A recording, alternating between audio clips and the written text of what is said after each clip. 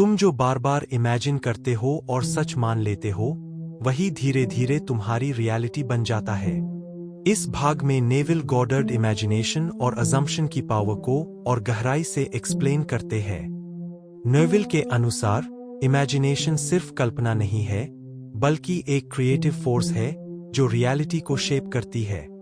जब तुम किसी डिजायर्ड स्थिति को इमेजिन करते हो और उसे ऐसे फील करते हो जैसे वो अभी हो रहा है, तो तुम अपने सबकॉन्शियस माइंड को एक क्लियर सिग्नल देते हो कि यह तुम्हारी नई रियलिटी है। यह प्रोसेस अजम्पशन कहलाता है, मतलब बिना प्रूफ के किसी चीज को सच मान लेना। नोवेल कहते हैं कि अगर तुम लगातार किसी बात को सच मानते हो, चाहे वो अभी फिजिकली मौजूद न हो, तो तुम्हारा सबकॉन्शियस माइंड उसे मैनिफेस्ट करने के लिए काम शुरू कर देता है।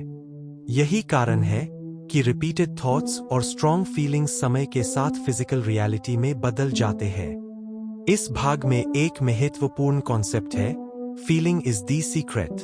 केवल सोचना काफी नहीं है, बल्कि उस थॉट को इमोशनल डेप्थ देना जरूरी है। जब तुम किसी डिजायर को उस फीलिंग के साथ इमेजिन करते हो जैसे वो ऑलरेडी फुलफिल्ड है, तो तुम अपनी अवेयरनेस को उस स्टेट में लॉक कर देते हो। एक और डीप पॉइंट यह है कि तुम अपनी करंट कंडीशन से प्रभावित होकर अपनी आइडेंटिटी डिफाइन नहीं कर सकते। कंडीशंस टेम्पररी होती है, लेकिन अवेयरनेस परमानेंट क्रिएटिव फोर्स है। अगर तुम कंडीशंस को सच मान लेते हो, तो तुम खुद को सीमित कर देते हो, लेकिन अगर तुम अवेयरनेस को प्रायोरिटी देते हो, तो तुम कंडीशन से ऊपर उठ सकते हो। Simple understanding. तुम जो महसूस करते हो और जो मान लेते हो, वही इवेंचुअली तुम्हारी एक्सटर्नल वर्ल्ड में रिफ्लेक्ट होता है। तुम जो बार बार इमेजिन करते हो और सच मान लेते हो, वही धीरे धीरे तुम्हारी रियलिटी बन जाता है। इस भाग में नेविल गॉडर्ड इमेजिनेशन और अजम्पशन की पावर को और गहराई से एक्सप्लेन करते हैं। नेविल के अनुसार इमेजिनेशन सिर्फ कल्पना नहीं है, बल्कि एक क्रिएटिव फोर्स है जो रियलिटी को शेप करती है। जब तुम किसी डिजायर्ड स्थिति को इमेजिन करते हो और उसे ऐसे फील करते हो जैसे वो अभी हो रहा है, तो तुम अपने सबकॉन्शियस माइंड को एक क्लियर सिग्नल देते हो कि यह तुम्हारी नई रियलिटी है। यह प्रोसेस अजम्पशन कहलाता है, मतलब बिना प्रूफ के किसी चीज को सच मान लेना। नोवेल कहते हैं कि अगर तुम लगातार किसी बात को सच मानते हो, चाहे वो अभी फिजिकली मौजूद न हो, तो तुम्हारा सबकॉन्शियस माइंड उसे मैनिफेस्ट करने के लिए काम शुरू कर देता है। यही कारण है कि रिपीटेड थॉट्स और स्ट्रॉन्ग फीलिंग्स समय के साथ फिजिकल रियलिटी में बदल जाते हैं। इस भाग में एक महत्वपूर्ण कॉन्सेप्ट है, फीलिंग इज द सीक्रेट। केवल सोचना काफी नहीं है, बल्कि उस थॉट को इमोशनल डेप्थ देना जरूरी है। जब तुम किसी डिजायर को उस फीलिंग के साथ इमेजिन करते हो जैसे वो ऑलरेडी फुलफिल्ड है, तो तुम अपनी अवेयरनेस को उस स्टेट में लॉक कर देते हो। एक और डीप पॉइंट यह है कि तुम अपनी करंट कंडीशन से प्रभावित होकर अपनी आइडेंटिटी डिफाइन नहीं कर सकते।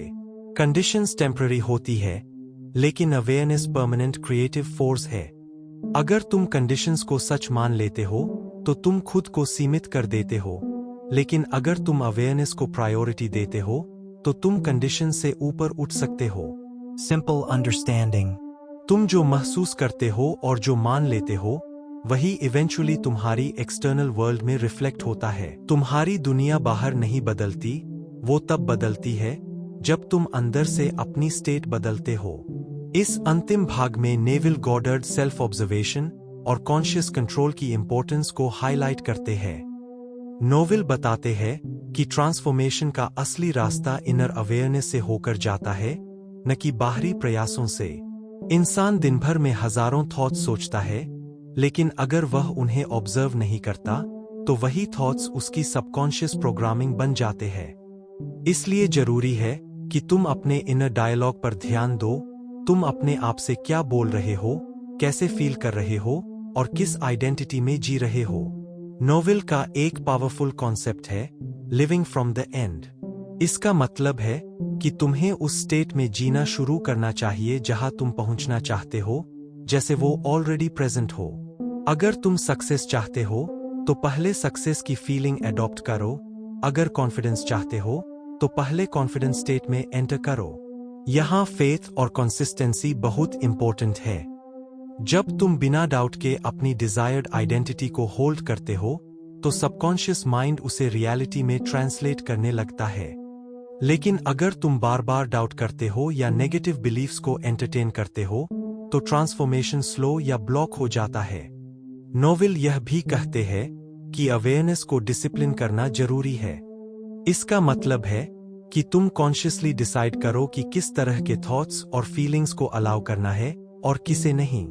यही कंट्रोल तुम्हें विक्टिम से क्रिएटर की स्थिति में ले जाता है। फाइनल एसेंस यह है कि तुम्हें अपने माइंड का ऑब्जर्वर और डायरेक्टर बनना है।